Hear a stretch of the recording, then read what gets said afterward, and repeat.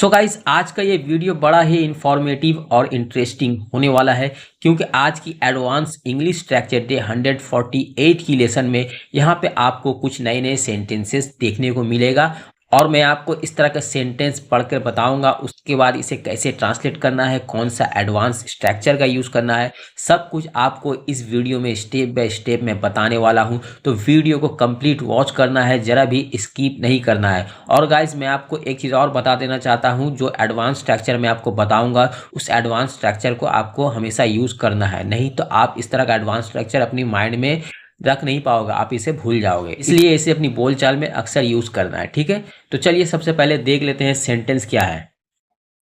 मुझे कुछ देखना है। मुझे कुछ देखना है मतलब हम लोग ऐसे बोलते हैं ना कि मुझे कुछ देखना है, मुझे कुछ देखना है। या फिर ऐसे बोलते हैं मुझे कुछ करना है, मतलब मुझे कुछ करना है। या फिर ऐसे बोलते हैं उसे कुछ कहना है, उसे कुछ कहना है। या फिर उन्हें कुछ खरीदना है, उन्हें कुछ खरीदना है। तो इस तरह का सेंटेंस को आज हम लोग ट्रांसलेट करना सीखेंगे, ठीक है। तो कैसे ट्रांसलेट करेंगे, सबसे पहले एडवांस स्ट्रक्चर क्या है, सेंटेंस का स्ट्रक्चर वो जान लेते हैं। देखिए यहाँ पे नीचे स्क्रीन पे आपको लिख कर मैं दिखा रहा हूँ। देखिए सबसे पहले आपको सब्जेक्ट का यूज करना है, ठीक है। सबसे पहले सब्जेक्ट, उसके बाद सब्जेक्ट के अकॉर्डिंग हैव या हैज का यूज होगा, ठीक है। ये सब्जेक्ट के अकॉर्डिंग होता है, हैव या हैज, ठीक है। उसके बाद समथिंग का यूज होगा, समथिंग, समथिंग, ठीक है। और टू, समथिंग टू।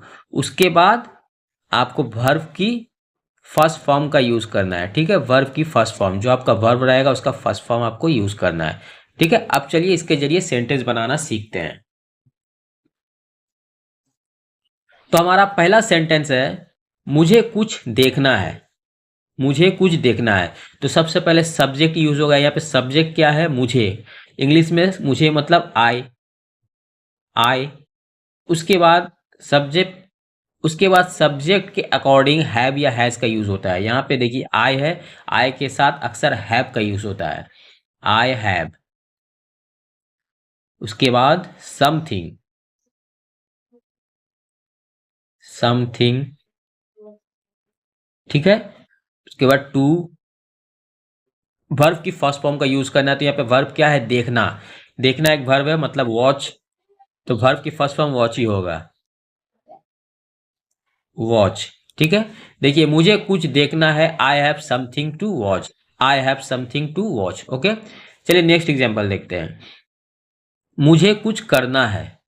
मुझे कुछ करना है, यहाँ पे भी सब्जेक्ट आई है, I have, I have something, something to करना है। यहाँ पे वर्ब की फर्स्ट फॉर्म है करना, करना क्या होगा, डू, डू।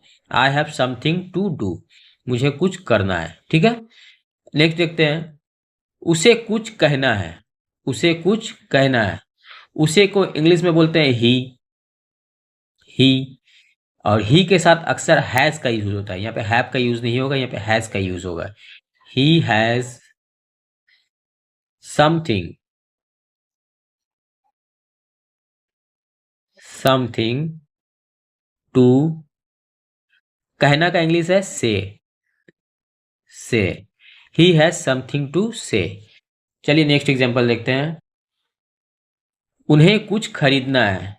उन्हें कुछ खरीदना है तो उन्हें मतलब दे हैव, दे के साथ हैव का यूज होता है। They have something, something to, खरीदने का इंग्लिश होता है बाय, बाय, ठीक है। They have something to buy, उन्हें कुछ खरीदना है। तो आई थिंक गाइज आपके समझ में आ गया होगा इस तरह का सेंटेंस को कैसे इंग्लिश में ट्रांसलेट करना है, ठीक है। तो गाइज मिलते हैं किसी और नए से एडवांस इंग्लिश स्ट्रक्चर के साथ, तब तक के लिए अलविदा।